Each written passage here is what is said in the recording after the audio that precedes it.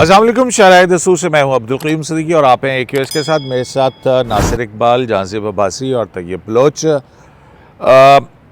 आइनी बेंच और regular bench के इख्तियारात के हवाले से जो मुकदमा जस्टिस मंसूर अली शाह ने उस पर एक ऑर्डर पास किया था और आज उसकी समाअत होना थी, उस समाअत में क्या हुआ और इसके बाद मिलिट्री कोर्ट्स में सिविलियन के ट्रायल के हवाले से मुकदमा आगे बढ़ा है। आज ख्वाजा हारिस जो हैं उन्होंने अपने दलाइल दिए हैं और साथ ही साथ इस सारी सूरत हाल में चार्टर ऑफ डिमांड भी आ गया है तहरीरी तौर पर पाकिस्तान तहरीक-ए-इंसाफ का लीडर ऑफ दी अपोजिशन के लेटर हेड के ऊपर, जिसके ऊपर मुख्तलिफ लोगों के दस्तखत हैं। बैरिस्टर गौहर, सलमान राजा, उमर अयूब और हम साहबजादा हामिद रज़ा।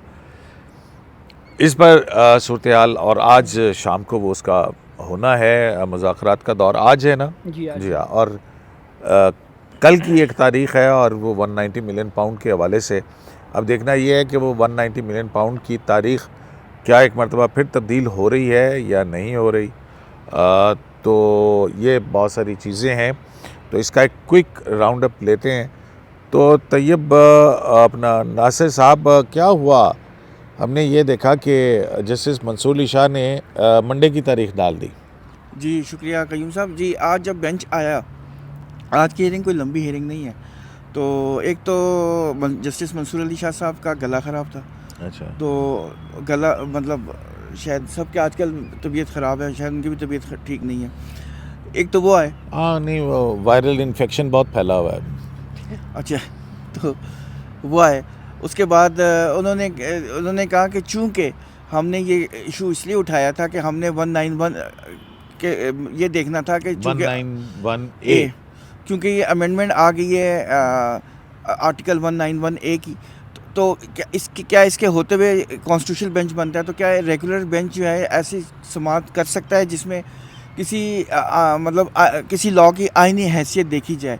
तो चूँकि अब हमारा बेंच की कंपोजिशन बदल गई है और इस वक्त जस्टिस अकील अब्बासी साहब आ गए, तो और ये जो मामला उठाया गया था ये डिफरेंट बेंच, उसमें जस्टिस इरफान सादत भी थे। यानी ये जो 3 मेंबर बेंच है उसमें जस्टिस मंसूर अली शाह साहब हैं, जस्टिस आयशा ए मलिक साहिब हैं, और उसके अलावा पहले जो थे वो जस्टिस इरफान सादत थे, लेकिन अब जस्टिस अकील अब्बासी साहब बैठे हुए थे।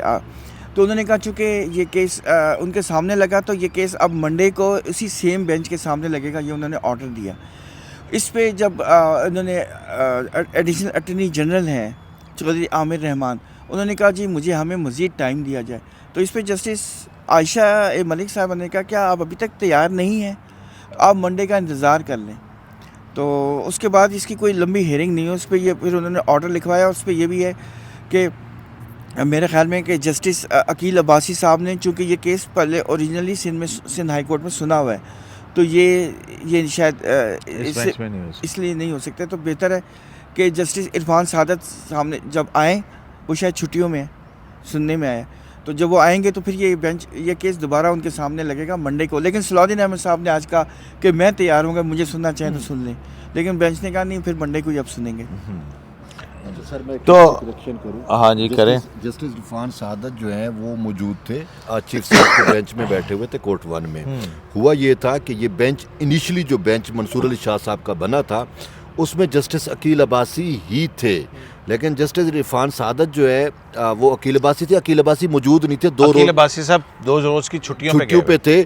तो वो कल वापस आए तो उनको फिर उसी अपने ओरिजिनल बेंच में शामिल कर दिया था। तो इस वजह से जो है वो आज वो अपने बेंच में आ गए, लेकिन फिर वही मसला आ गया कि ऑलरेडी वो केस सुन चुके थे और जस्टिस मंसूर अली शाह साहब ने जो पहली समाअत की थी उसमें उनके साथ इरफान सादत थे और उस वक्त टाइम उन्होंने नोटिस लिया 191A का कि इसको जो है हमने देखना है, इख्तियार समाअत है नहीं है। और वैसे मंसूर अली शाह साहब अपने कोलीग जजेस के हवाले से बड़े सेंसिटिव हैं। बिल्कुल, आपको पता है जब वो जजेस कमेटी के हवाले से जो प्रैक्टिस एंड प्रोसीजर में तरमीमी ऑर्डिनेंस आया था और जस्टिस मुनीब की जगह जस्टिस अमीनुद्दीन खान को शामिल किया गया था, तो जस्टिस मंसूर अली शाह साहब ने बड़ा लंबा चौड़ा लेटर लिखा था और कहा था मेरा अमीन मुझे वापस मेरा मुनीब मुझे वापस करो। अभी वो अब वो कह रहे हैं कि मेरा इरफान मुझे वापस करो। अच्छा ठीक हो गया नाज़िर साहब, ये जुडिशल ऑर्डर में लिखवाया उन्होंने कहा जो इब्तदाई बेंच सुना है, उन्होंने कहा कि ये मुकदमा मेरी मर्जी का है, मुकदमा मेरी मर्जी का है, तो बेंच भी मेरी मर्जी का, हाँ उसी बेंच में लगाओ जिसमें हमने तो वैसे अपना जहांज़ेब अब्बासी साहब, ये जो रोस्टर ऑफ जजेस है ये कौन जारी करता है? सर रोस्टर ऑफ जजेस तो रजिस्ट्रार ऑफिस के जरिए से ही जारी होता है। नहीं वो कमेटी। हाँ, देखें इस वक्त जो है बेंचेस जो आम रेगुलर बेंचेस और आईनी बेंच के हवाले से क्या सूरत हाल, आईनी कानूनी क्या सूरत हाल है? देखिए दो कमेटियाँ हैं। एक जो रेगुलर बेंचेस के लिए है वो तो chief justice Yahya Afridi, justice Mansoor Ali Shah और जस्टिस मुनीब अख्तर साहब हैं। जबकि जो आईनी बेंचेस के लिए कमेटी है उसमें जस्टिस अमीनुद्दीन खान हैं। क्या क्या आपने बताया? जस्टिस याहिया अफरीदी, जस्टिस मंसूर अली शाह और जस्टिस मुनीब अख्तर साहब। अच्छा। और जो आईनी बेंचेस के लिए हैं जस्टिस अमीनुद्दीन खान, जस्टिस जमाल खान बंदोखेल और जस्टिस मोहम्मद अली मज़हर हैं। अच्छा, तो ये तो सूरत हाल है इस वक्त जो केसेस फिक्स करने की। तो ये जजेस कमेटी बनाती है ना बेंचेस और मुकदमात की फिक्सेशन। सदीकी साहब मैं तो इस पे हाँ तो वो जुडिशल ऑर्डर के जरिए उन्होंने कहा कि मेरा वही वाला बेंच है। हाँ, इस पे ये है कि ये जो SC practice and procedure act committee है जो रेगुलर बेंच फिक्स करती है, इसमें इनिशली तो जस्टिस मुनीब अख्तर थे, लेकिन 26वीं तरमीम के बाद जो है वो इसमें जस्टिस आईनी बेंच का जो हेड है वो भी इसमें शामिल किया गया है। जस्टिस अमीनुद्दीन खान पहले तो मुनीब अख्तर थे, क्यों नासिर साहब? जस्टिस अमीनुद्दीन खान, याहिया अफरीदी, जस्टिस मंसूर अली शाह और जस्टिस अमीनुद्दीन खान जो है ये अब ये कमेटी है। इसको देखना पड़ेगा। लेकिन ये देखें नासिर साहब, आपकी क्या राय है इस बारे में? यही कमेटी है मेरे, क्योंकि मुझे याद पड़ता है कि पहले जब थे जस्टिस मुनीब अख्तर साहब उनको हटा दिया गया था और उनकी जगह जस्टिस आए थे, लेकिन मुझे ख्याल है कि लेकिन फिर उसके बाद ही जस्टिस मुनीब अख्तर को उस कमेटी के अंदर लाया गया था। हाँ। और फिर जब वो 31 अक्टूबर को वो उम्रा करके वापस आए थे तो फिर उन्होंने ये 26वीं आईनी तरमीम है 4 नवंबर के लिए फिक्स कर दी थी। उसके बाद क्या हुआ? 26वीं तरमीम आई, फिर बेंच कमेटी चेंज हो गई, जस्टिस अमीनुद्दीन खान शामिल हो गए। यार ये वैसे 26वीं तरमीम के ज़रिए ही तो याहिया अफरीदी साहब चीफ जस्टिस ऑफ पाकिस्तान बने हैं ना। हाँ। तो Yahya Afridi chief justice of Pakistan थे तो उनकी मौजूदगी में ही अलग से उनसे हटकर एक इजलास जो है वो बुलाया गया था। लेकिन बहरहाल इसको चेक किया जा सकता है। बहरहाल हम इस पे कंफ्यूज हैं, मैं खुद कंफ्यूज हो गया हूँ अब। दूसरा जब तक देखेंगे नहीं पता नहीं लगेगा। पहले भी अब थोड़ी देर पहले कंफ्यूज हो गए थे। दूसरा कयूम सिद्दीकी साहब, इस मामले पे बियॉन्ड द स्कोप तो कोर्ट जा ही रही है। अपने जो इख्तियारी समात का मसला है, नहीं वो एक सवाल है। कैसे जा रही है सर वो इसलिए जा रही है कि ये कानून की वायरिस चैलेंज हुई या कानून की शिकन सिंध। देखें बात ये है नासिर साहब, शायद आज हम एक बड़े सीनियर वकील से बात कर रहे थे, वो कह रहे थे कि ये जो मुकदमा ऊपर आया है ये 199 से नहीं आया। अच्छा। और 184(3) की ये दरख्वास्त नहीं है, तो 199 से उभरने वाले मुकदमात और 184(3) जी। और 185 जो है जी। अब वो कॉन्स्टिट्यूशन के मतलब बेंच कॉन्स्टिट्यूशन बेंच में आता है। तो अब ये एक नई सूरत हाल है, तो ये डिसाइड तो होनी चाहिए। बड़ा वैलिड क्वेश्चन है ये। डिसाइड तो इसलिए मेरे ख्याल में ये नहीं कर सकता है कि ये आईनी बेंच ने ही तय करना है ना। कॉन्स्टिट्यूशनल बेंच नहीं डिसाइड आईनी बेंच ने ही डिसाइड करना है। दूसरी अहम बात ये है कि ये उन्होंने सवाल की ये अहम है। वो ये कह रहे हैं ना 81 84 में आया है, ना ये 199 में आया है। तो इसलिए रेगुलर बेंच ने इस पे अपनी जुरिस्डिक्शन इन्वोक की है। और अब जब ये केस अब मुझे नहीं पता, मेरा तो वही ख्याल है कि ना मतलब- सब, क्योंकि फिर भी इसके अंदर 191A उसकी इंटरप्रिटेशन का मामला तो है ना। हाँ, मामला तो है। उसकी वायरिस की 221 कस्टम एक्ट की सेक्शन 221A की भी तशरीह का मसला है। सेक्शन 2। हाँ, सब सेक्शन 2 उसका मसला है। तो ये तो कॉन्स्टिट्यूशनल बेंच में ही मैटर जाना है कि जब भी कॉन्स्टिट्यूशनल मैटर हो, कोई ऐसी चीज़ हो जो आइन की तशरीह तलब हो, तो कॉन्स्टिट्यूशनल बेंच को वो मुकदमा बेसिकली कॉन्स्टिट्यूशनल बेंच का जाता है। वैसे ही क्या? बुनियादी असल जो में- एतराज़ है ना सर बुनियादी एतराज़ जो है वो ये है कि अगर कोई इस तरह की तशरीह का केस आता है तो वो रेगुलर बेंच क्यों नहीं सुन सकता। नहीं सुन सकता ये चीज़। वो सारे मुकदमात आईनी बेंचेस में ही क्यों जाते हैं।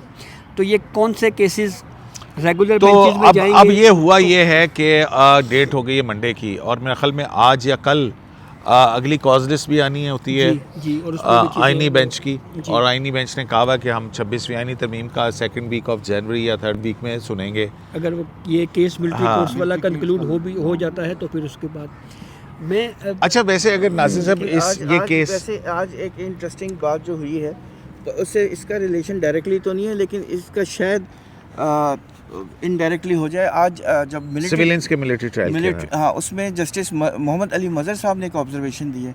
उन्होंने ये कहा कि जो कॉन्स्टिट्यूशनल बेंच है ये is as equal to the regular benches.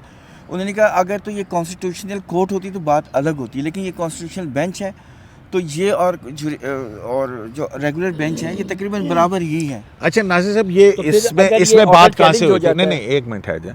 इसमें बात ऐसे शुरू हुई थी ना कि ख्वाजा हारिस कह रहे थे कि जो जजमेंट है, जो इम्प्यून जजमेंट है, उसमें जो एफ बी अली के केस से लेके और 21वीं आईनी तरमीम तक के जो सुप्रीम कोर्ट के मुख्तलिफ बेंचेस के फैसले हैं, उसमें जो है वो आर्मी एक्ट को नहीं छेड़ा गया ना। मतलब है कि उस हवाले से उनका अपना एक कंसिस्टेंट व्यू है और ये उन्होंने डिपार्ट किया है। तो उस पर जस्टिस जमाल मंदोखेल साहब जो हैं, उन्होंने कहा था कि आर्टिकल 189 शायद कि उसके तहत सुप्रीम कोर्ट के फैसले, क्या सुप्रीम कोर्ट के ऊपर पाबंदी लाजमी है उनकी करना, क्योंकि वो कह रहे हैं ना कि ये उन्होंने मतलब वो ये कहते हैं कि अदालती फैसलों से हट के 26 अमेंडमेंट के बाद क्या, तो उस पे फिर उन्होंने कहा था कि वो अगर लार्जर बेंच का फैसला है हाँ, तो ये सुप्रीम कोर्ट का बेंच ये है। बता दिया ना कि ये डायरेक्टली इसका लेकिन कोई उस पे ताल्लुक नहीं उन्होंने मोहम्मद अली मज़हर साहब ने ये कहा था कि सुप्रीम कोर्ट के फैसले हैं कि अगर 3 रुकनी बेंच ने कोई आईनी नुक्ता सेटल किया है तो उससे लार्जर बेंच करेगा, और ये भी एक तयशुदा बातें हैं। है। और असल में जस्टिस जमाल साहब उस हवाले से उन्होंने कहा था कि उस बेंच जस्टिस जमाल खान साहब ने ये कहा था कि क्या हम अपनी प्रीवियस जजमेंट के ताबे हैं, क्या हम उसको 26 अमेंडमेंट के बाद हम उसको क्या वही उसी को फॉलो करें। तो इस पे फिर वो बात आई थी आगे। हाँ। और फिर वो बात है कि लार्जर बेंच ही उसको अगर उसने आपने रिव्यू करना है तो लार्जर बेंच ही रिव्यू करेगा, छोटा बेंच नहीं करेगा, क्योंकि इसमें जो शेख लियाकत अली हुसैन का केस है वो 9 मेंबर बेंच का है हाँ। और अभी जो बेंच बैठा हुआ है वो 7 मेंबर बेंच है। तो ये इस वजह से वो बात कर रहे लेकिन थे। इस पे मैं एक व्यू ये ज़रूर देना चाहता हूँ कि अभी तक कोई 26वीं तरमीम के बाद आपको- कोई नई जुरिस्प्रूडेंस सेट नहीं हुई। हाँ। मिसाल के तौर पे एक और केस हमने आईनी बेंच में ही सुना, जिसमें एक वकील साहिबा खड़ी हुई और उन्होंने कहा जी कि जिस फैसले के ख़िलाफ़ ये मामला यहाँ पे आया हुआ है वो फुल कोर्ट का फ़ैसला है। तो जस्टिस मोहम्मद अली मज़हर साहब ने उस वक्त कहा था कि आप इस आईनी बेंच को ही फुल कोर्ट समझें। तो अगर कोई जजमेंट इसके ऊपर आ जाए और एक नोटिस का असूल- इख्तियार के हवाले से भी उन्होंने एक जी, ऑब्जर्वेशन जी, दी। तो एक असूल तय हो जाए, उससे एक तरीक़ाकार तय हो जाए कि ये अब 26वीं तरमीम के बाद क्या सूरत हाल होगी, क्योंकि और भी बहुत सारे वो केसेस तो उसी नासिर वक्त साहब होगा आने जब हैं। अब 26वीं जैसे आईनी तरमीम को जो टैग की गई है वो रिजर्व सीट्स का इशू है मुख्तलिफ आईनी दरखास्तों में, जी के केस तो को वो full जब court लगेगा बनाए। तो फिर जी, ही सेटल तो डाउन होगा। इसके ऊपर अगर आर्ग्यूमेंट्स होते हैं तो वहाँ पे भी कोई जजमेंट आ सकता है जिससे ये हाँ। तय हो सकता है। आज अपना तैयब बलोच साहब, हामिद खान साहब, रियासत आज़ाद साहब और उन्होंने जो वकला एक्शन कमेटी के कल इजलास हुआ था, उन्होंने जो है वो आज प्रेस कॉन्फ्रेंस की है। और उन्होंने हामिद खान साहब को मैं सुन रहा था, वो कह रहे थे कि जस्टिस याहिया अफरीदी को हम डी जोरे चीफ जस्टिस नहीं मानते। कॉन्स्टिट्यूशनल बेंच को कहा उन्होंने कि सो कॉल्ड कॉन्स्टिट्यूशनल बेंच, और उन्होंने कहा कि हमारी तहरीक जारी है और हम जो है मुल्क के अंदर रूल ऑफ लॉ और तहरीक चलाते रहेंगे। तो आपकी भी उनसे कुछ गुफ्तगू शुनीद हुई थी, तो वो उस पर क्या हुआ? उस पर भी सर आपको पहले बताता हूँ, लेकिन पहले ये है कि हामिद खान साहब जो है वो तो वाकई वही है ना जो ईंट से ईंट बजाना चाह रहे थे 26वीं तरमीम हाँ। की। अच्छा, वो फिर शायद अपने चैम्बर में ही बजाते रहे और अभी तक बजा रहे हैं। बड़ी अटैम्प्ट्स की उन्होंने, लेकिन चीज़ें नहीं हुई। और ख़ुद उनकी जो पॉलिटिकल पार्टी है PTI, वो 26वीं तरमीम के मुतालबे से वापस हट गई है। अब आज उनका रिटर्न चार्टर ऑफ डिमांड भी आ गया है, तो उसमें 26वीं तरमीम का कहीं पे कोई जिक्र नहीं है। ताहम वो गए ना कि देखने हम भी गए पर तमाशा ना हुआ, तो ये तो आज तमाशा देखने के लिए था कि जस्टिस मंसूर अली शाह का बेंच जो है वो आज कोई बड़ा आर्डर कर देगा, कुछ ऐसा हो जाएगा, तो वो उसकी बिल्कुल वजह से कुछ लोग तिलमिलाए हुए भी थे, उनके सवालों में बड़ी तिलमिलाहट भी थी। तिलमिलाहट थी, लेकिन वो कुछ हुआ नहीं है और मामला जो है पीर तक चला गया। तो बहरहाल अब इन्होंने अपना रखा हुआ था वकला एक्शन कमेटी और फिर प्रेस कॉन्फ्रेंस, तो इन्होंने प्रेस कॉन्फ्रेंस की। और ये जो कहते हैं ना मैं चीफ जस्टिस को नहीं मानता, ये तो अभी भी जो वज़ीर आज़म है वो शहबाज शरीफ को नहीं मानते, इनका वज़ीर आज़म अभी भी अडयाला जेल में पड़ा हुआ है ना, बाकी ये तो कुछ भी कर सकते हैं। तो इसी उसमें मैंने इनसे एक सवाल किया, ये भाषण दे रहे थे, वो तकरीर कर रहे थे 26वीं तरमीम के ख़िलाफ़, और इन्होंने कोई लेटर भी तैयार किया हुआ था जो जजेस के नाम था, और उससे मैं लेटर का कंटेंट पढ़ के मुझे ये बू आ रही थी कि ये लेटर ये जजेस को उकसाना चाह रहे हैं कि आप जो है वो 26वीं तरमीम के ख़िलाफ़ या बगावत करें या उसके के ख़िलाफ़ डट जाएँ। तो ये इनके मेन मुतालबात में से है। तो मैंने इनसे कहा, मैंने कहा हामिद खान साहब आप तो तहरीक इंसाफ के सेनेटर भी हैं और आपका ताल्लुक PTI से है, और यहाँ पे जो है आप वकला की जो एक मूव चलाना चाह रहे हैं, वकला तहरीक चलाना चाह रहे हैं, तो ये तो आप जो है वो पॉलिटिकली वकला को इस्तेमाल कर रहे हैं। और दूसरा ये है कि आपने जो लेटर लिखा है, तो जज जो हैं वो तो हलफ के जो है वफादारी के पाबंद होते हैं, उन्होंने हलफ लिया होता है कि हम आईने पाकिस्तान के वो हैं। तो मैंने कहा 26वीं तरमीम आईने पाकिस्तान का हिस्सा बन चुकी है, तो क्या अब आप जजेस को उकसाना चाह रहे हैं बगावत पे कि वो जो है इनके ख़िलाफ़ मुज़ाहमत करे? तो इस पर फिर उन्होंने उनकी पूरी जो प्रेस कॉन्फ्रेंस है उसका मोड अब फिर चेंज हो गया, वो फिर सफाइयाँ देने लग गया कि नहीं जी हमारा कोई पॉलिटिकल एजेंडा नहीं है। हकीकत तो ये है, ये तो वकला को सोचना चाहिए कि भाई हामिद खान के पीछे आप लग गए। हामिद खान और बाकी PTI के जो वकला की आदत है, कोई MNA बना हुआ है और कोई जो है सेनेटर बना हुआ है। अच्छा चल वो ठीक है, वो बात ठीक है। अब और दूसरा मेरा आपसे एक सवाल है अच्छा मुझे ये बताएं कि वकील जो है वो कभी कॉन्स्टिट्यूशन के खिलाफ जाता है? वो तो कॉन्स्टिट्यूशन के साथ ही रहता है, जो हमने देखा हमेशा। इंटरप्रिटेशन का मामला होता है। देखिए अब वो इस्लामाबाद बार के नासिर साहब, मैं आपसे सवाल करता हूँ, ये अब्बासी साहब काफ़ी देर से नहीं बोले, तो अब्बासी साहब रियासत आज़ाद साहब जो हैं वो कह रहे हैं कि ये सुप्रीम कोर्ट जो है ना डिफंक्ट सुप्रीम कोर्ट है।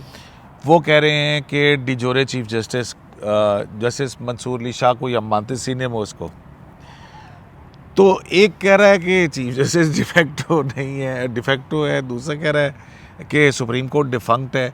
तो फिर ये आईनी तरमीम को चैलेंज कहाँ कर रहे हैं? डिफंक्ट का मतलब है कि सुप्रीम कोर्ट एग्जिस्ट नहीं कर रही। अगर ये सुप्रीम कोर्ट एग्जिस्ट नहीं कर रही तो फिर इस 26वीं आईनी तरमीम के ऊपर फुल कोर्ट की डिमांड क्यों है?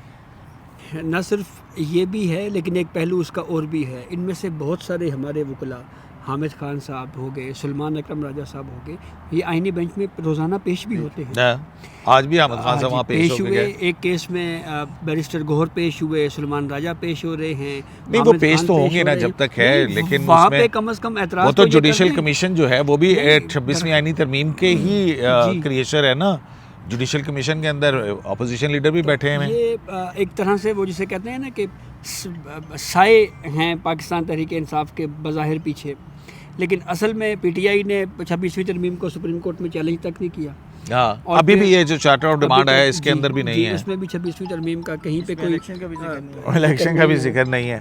रिहाई का जिक्र है नासिर साहब, वो किसकी रिहाई चाह रहे हैं? ज़ाहिर बानी PTI के उन्होंने तोशा खाना और 190 मिलियन पाउंड के मुल्ज़िम इमरान नियाज़ी के, उन्होंने बेसिकली यही कहा है। अच्छा अब देखें बात सुने कि जैसे उन्होंने लफ्ज़ लिखा है गोर, और इस्लामाबाद ने मैंने बड़ी वो देखा लोगों की, वो अनसब्सटेंशिएटेड बातें कर रहे हैं।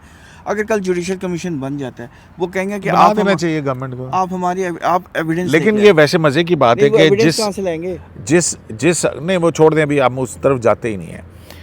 जिस हुकूमत को ये नहीं मानते उसको कह रहे हैं कि फेडरल गवर्नमेंट जो है वो कमीशन ऑफ एक्ट 2017 के तहत एक कमीशन बनाए।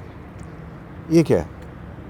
देखिए हैं अब्बासी साहब, बिल्कुल ऐसे ही है। और ये एक तरह से वही बात तस्लीम है कर लिया। हाँ, ना सिर्फ तस्लीम हुकूमत कर रहे भी हैं, तस्लीम हो गई, बल्कि एक तहरीरी तौर के तो बाकी फिर मामला तो सिर्फ एक ही रह गया ना। असल मामला वही मुझे है रिहा कि करो। इमरान खान को रिहा करो, हाँ। और उसके ऊपर बिल्कुल क्लियर तो ये- पोजीशन ये- है कि ये फिर- अदालतों में केसेस चल रहे हैं। तो फिर ये तो कोई बड़ा कोई नेशनल एजेंडा तो ना हुआ, तो ये तो एक पर्सनल ग्रीवेंस हो गया ना।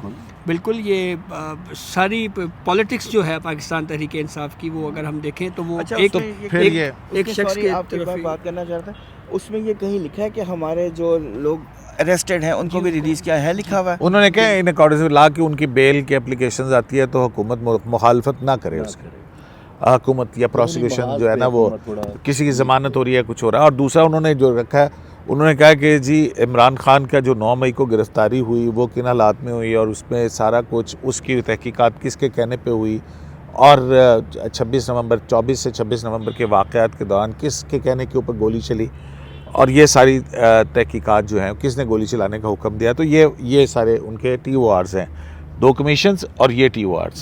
तो इसके ऊपर जो इस्लामाबाद हाई कोर्ट के आते इसमें गिरफ्तारी जो है, ये मामला तो ऑलरेडी सुप्रीम कोर्ट डिसाइड कर चुका हाँ, है, कर और इसके चुका। ऊपर जस्टिस उमरता बंदयाल साबिक चीफ जस्टिस उनकी 11 सरबराही में 11 मई को जी। जब वो हुआ था, तो उसको बाकायदा उस जब गिरफ्तारी को मर्सिडीज भी- में लेके आए थे जी, इमरान खान साहब को, उस गुड टू सी यू वाली hearing, good to see you वाली, खान साहब को और कहा था उसमें मुजम्मत गैर करे, उसने मुजम्मत और नहीं की उसी थी। दिन ऑडियो लीक हुई थी एक अजीम शख्सियत की। जी जी जी जी वो कौन थी? वो थे एक वकील साहब थे और एक साफ़ी थे, उनकी जो है ना वो आपस की इसमें से अजीम कौन थे? अजीम ए, दोनों ही वकील साहब, दोनों ही अजीम है जी। तो वो अजीम साफी और तो वो- अजीम वकील। तो वो मामला तो जो गिरफ्तारी की हद तक है वो तो सेटल्ड हो चुका है। वो उसको सुप्रीम कोर्ट ने कह दिया है कि आप कोर्ट प्रेमिसेस में किसी को अरेस्ट करना, ये एक्सेस टू जस्टिस जो है उसमें लेकिन वो रखना कंटेम्प्ट की डालने- प्रोसीडिंग भी हुई थी, उसके बाद क्या जी। हुआ उसका? बस वो उधर ही वैसे का वैसे ही है। लेकिन जो अरेस्ट है वो सिर्फ उस केस में तो नहीं है ना। लेकिन arrest तो नासिर आपके सवाल पास ये बहुत पैदा होता सारे- है, बहुत सारे केसेस में हुए ना, 190 मिलियन पाउंड्स जी। में आपका अरेस्ट है। आप तोशा खाना में, खैर उसमें तो खैर बेल हो गई है। नासिर साहब, लेकिन एक बात बताएं मुझे कि कमीशन जो है वो क्या जो अदालती फैसले डिसाइड कर चुके हैं इधर वे किसी भी, उनको भी दोबारा देख सकता है? नहीं देखिए, उसके सामने तो जो TOR आएंगे टर्म्स ऑफ रेफरेंस, उसके अलावा बाहर नहीं जाएगा तो सबसे ऑथेंटिक चीज़ क्या होगी? अदालती फैसले। अदालती फैसले। हाँ चलें जी, आगे टूरो जी। तो अपना मिलिट्री ट्रायल, नाज़िर साहब आज सिविलियंस के कोर्ट मार्शल के केस के अंदर क्या हुआ? मेरा ख्याल है कि जो अदालत है आइनी बेंच, उसने कुलभूषण समेत मुख्तलिफ जो कोर्ट मार्शल्स जो आज की तक तफसीलात मांगी हैं। सिविलियंस के कोर्ट मार्शल जितने भी हुए हैं वो उन्होंने उनकी तफसीलात मांगी है। लेकिन आज जस्टिस नईम अख्तर अफगान साहब ने 2 ऑब्जर्वेशंस दी हैं। एक तो उन्होंने बार बार फिर वो ये रिपीट किया है कि जो मजिस्ट्रेट या जो ATC की कोर्ट थी, उन्होंने जो कस्टडी हैंड ओवर की है मिलिट्री अथॉरिटीज़ को, उसका स्पीकिंग ऑर्डर आप हमें क्यों नहीं दिखा रहे? क्योंकि जब तक हम वो स्पीकिंग ऑर्डर नहीं देखेंगे, हम कैसे डिटरमिन करेंगे कि मिलिट्री कोर्ट में केस जो है वो सही प्रॉपर, असल इशू आ रहा है प्रोसीजर का। क्योंकि ये बता रहे हैं ख्वाजा हारिस साहब जो वही ना, डिफेंस वो चल मिनिस्ट्री सकता के, है कि नहीं, उसके एम्बेड में आते थे कि नहीं आते थे। वो कह रहे हैं कि देखिए हम मेरिट पे नहीं जा रहे, कोर्ट ये कह रही है हम मेरिट पे नहीं जा रहे, लेकिन हम कम से कम ये तो देखें कि जो ड्यू प्रोसेस है, ठीक है आर्टिकल 10A अभी आया, पहले नहीं था, FBLE केस में नहीं था, लेकिन ड्यू प्रोसेस तो था। हम सिर्फ ये देखना चाहते हैं कि जो प्रोसीजर अडॉप्ट हुआ है वो ठीक है क्या, उनके जो जिनको ट्राई किया गया उनको वकील दी गई, क्या उनके विटनेसेस को अलाउ किया गया, क्या उनकी रिकॉर्डिंग हुई शहादतें, क्या उनको क्रॉस एग्जामिन किया गया, जो डिफेंस के या दोनों साइड के जो क्रॉस एग्जामिन किया गया, और जो विटनेसेस आए क्या वो जजमेंट में रिफ्लेक्ट होते हैं। और फिर आर्मी एक्ट के अंदर जो तरामीम की गई वो भी देखनी है कि भी उसको, उस पर ही ख्वाजा हारिस ने कहा कि मैं अलग अलग बताऊंगा आपको। और एक और अपना ऑब्जर्वेशन थी अपना नईम अख्तर अफगान साहब की, जस्टिस नईम अख्तर अफगान की। उन्होंने कहा कि ये 21D2 जो है 21D1 एंड 21D2 हाँ, इसको जो अल्ट्रा वायरस करार दिया है, अगर ये कलदम रहता है तो फिर तो किसी रिटायर्ड का मिलिट्री कोर्ट मार्शल नहीं हो सकता, ये कोर्ट मार्शल नहीं हो सकता। बल्कि FBLE तो साहब भी वो ब्रिगेडियर रिटायर्ड थे ना। हाँ, तो तो उसमें जो है वो इसका ताल्लुक तो फिर जनरल फैज़ के फील्ड जनरल कोर्ट मार्शल से बनता है ना। उससे भी बन सकता है। और इसके अलावा न सिर्फ ये है बल्कि असल जो केस का जो एक पहलू है वो 2 हिस्से हैं ना केस के। एक तो 9 मई के वाक़यात में जो ये नामज़द करदा सज़ा याफ्ता मुसलमान हैं, और दूसरा जैसे आपने फैज़ हमीद का नाम लिया, उससे पहले जितने भी हुए या अगर बाद में कहीं पे करने हैं तो वो पूरा प्रोसेस ही जो है वो उसकी वजह से रुक जाएगा अगर इस तरफ जाती है बात। अच्छा, जहाँ वैसे तक ये बात मैं वो जनरल फैज़ हमीद का कोर्ट मार्शल उस वक्त शुरू हुआ था ना जब इंट्रा कोर्ट अपीलों में स्टे ख़त्म कर दिया गया था। जी बिल्कुल क्या ऐसे ख्याल ही- नाज़िर उसी वक्त के दौरान में मेरा ख्याल शायद हुआ था ना। ऐसे ही है। और दूसरा पहले खत्म कर चुके थे। और दूसरा जो बार बार कोर्ट ये कह रही है ना कि हमने देखना है, इस बात को मद्देनज़र रखना है कि आपने प्रोसेस क्या अडॉप्ट किया है, तो इसके ऊपर वजारत दिफा के वकील जो हैं उनके जहन में एक खदशा है जिसका आज भी उन्होंने इजहार किया। उन्होंने ये कहा कि आप केस के मेरिट्स के ऊपर नहीं जा सकते। हाँ, वो यही ना हो कि वो उनके 180 जहन में ये है कि आप कहीं जो मखसूस नशिस्तों के जी, केस जी, में जी, चीफ जी, कि वो कुछ इलेक्शन डॉक्यूमेंट कमीशन के मांगे वकील गए ने और फिर वो अदालती फैसले का कहीं हिस्सा ना बन जाए और पता लगे पूरा ट्रायल ही उड़ गया है, तो शायद ये चीज़ जहन में है। हाँ, तो उनके है। इससे बचने के लिए उन्होंने एक ये हल ज़रूर दिया था कि शिनाख्त जाहिर वो नहीं क्या है करेंगे। नासिर एक्लिस हील क्या कहते हैं उसको? एक्यूलीज हील्स। हाँ, एक्लिस हील्स हील अच्छा, मतलब। लेकिन जस्टिस नईम अख्तर अकवान साहब ने एक और भी ऑब्जर्वेशन दी है। उन्होंने कहा कि जो परेशानी हमें वो ये है कि जितने भी लॉज हैं, मिलिट्री लॉज हैं, या जितने भी लोग पहले ट्राई हुए हैं वो बेशक सिविलियन थे लेकिन वो रिटायर्ड आर्मी ऑफिसर्स थे। हमें परेशानी इसलिए आ रही है कि अब जो ट्राई हो गए हैं वो मई 9 के बाद हुए हैं, जो सिविलियंस हैं। लेकिन नासिर और साहब आपको याद होगा उसमें- 18वीं उसमें- तरमीम उसमें- के बाद उसमें जो है वो अभी- एपीएस के अटैक सर में अभी ख़त्म नहीं हुई ना ऑब्जर्वेशन। उन्होंने जी। ये कहा कि हमें ये भी देखना है कि क्या लिटिगेंट ने सहवन या उन्होंने उनके जहन में ये नहीं आई जो अमेंडमेंट हुई है इनमें कि क्या उन्होंने क्लैरिफाई नहीं किया कि क्या किस तरह के सिविलियंस ट्राई हो सकते हैं। जो पर्सन का लफ्ज जो हाँ। जो अमेंडमेंट आई है उसके अंदर ना, ये यानी फिर इस ऑब्जर्वेशन का मतलब आर्मी ये हुआ एक्ट के कि अंदर जो जस्टिस तरमीम आई है जिसमें उन्होंने पर्सन का लफ्ज शामिल किया है, तो वो पर्सन के उसमें जो है सर, वो इसमें सारी ना एक चीज़ बड़ी वाज़ेह है, मैं अगर बोलूँ कि मिलिट्री ट्रायल का ना मुंह मत्था निकल आया है, फेस सामने आ गया, केस काफ़ी हद तक बिल्ड हो चुका है। वो ये है कि ख्वाजा हारिस साहब जो है वो बार बार ये कह रही है कि मामला सिविलियन का नहीं है, बल्कि यहाँ पे मामला ये है कि आर्मी एक्ट के तहत अगर कोई जुर्म हुआ है या कोई ऐसा जुर्म हुआ है उसका जो है वो आर्मी एक्ट में वो आता है, तो वो चाहे सिविलियन है चाहे कोई भी है जिनका उसका ताल्लुक आर्म फोर्सेस से है। उसका जो है वो नहीं, वो तो ट्रायल जैसे होगा। जमाल मंदोखेल के सवालात थे ना अच्छा, फिर कि 21D आर्मी एक्ट क्यों बनाया गया हाँ। आर्म फोर्सेस के डिसिप्लिन के हवाले से, हाँ। तो उसमें अगर क्रिमिनल भी बना दिया सरगर्मियों का भी, तो वो असल में ख्वाजा हारिस साहब यही बात कह रहे हैं ना कि जो कि 9 मई जो है बरह रास्त 21D1 में आता है और एपीएस जो हुआ था वो उसके लिए फिर तरमीम की गई थी। हाँ, वो बेसिकली ये कि 21D में तो ये क्लियर लिखा है ना कि जो सिविलियन जो आर्मी एक्ट का सब्जेक्ट नहीं है, लेकिन अगर वो पाए जाते हैं इस इल्ज़ाम में, अगर वो होते हैं कि अगर वो किसी आर्मी ऑफिसर को सिड्यूस करते हैं, कोई नेक्सस आता है मिलिट्री, कोई नेक्सस है, लेकिन देखें या- ना या उसके कोई अंदर attack एक करते हैं, ये नासिर भी साहब लिखा फिर हुआ है, एक ये attack बात करते है, हैं ये- मिलिट्री इंस्टॉलेशन में, तो फिर वो आर्मी एक्ट में ही ट्राई फॉल करेंगे। करे। बिल्कुल ये चीज़ है। चलें जी, बहुत शुक्रिया आप दोस्तों का। और सिविलियन के कोर्ट मार्शल का मुकदमा भी धीरे धीरे आगे बढ़ रहा है और ख्वाजा हारिस भी अपने दलाइल जो हैं वो धीरे धीरे आगे बढ़ा रहे हैं। बाकी मंडे को देखते हैं मंसूर अली शाह साहब को, वही बेंच उनकी मर्ज़ी और ख्वाहिश और मंशा के साथ मेरा मुनीब मुझे वापस करो की तरह मेरा इरफान मुझे वापस होता है या नहीं होता है, दिलचस्प सूरत हाल। शराय दस्तूर से AQS लाइव से अब्दुल कयूम सिद्दीकी को इजाज़त दीजिए। अल्लाह के बाद।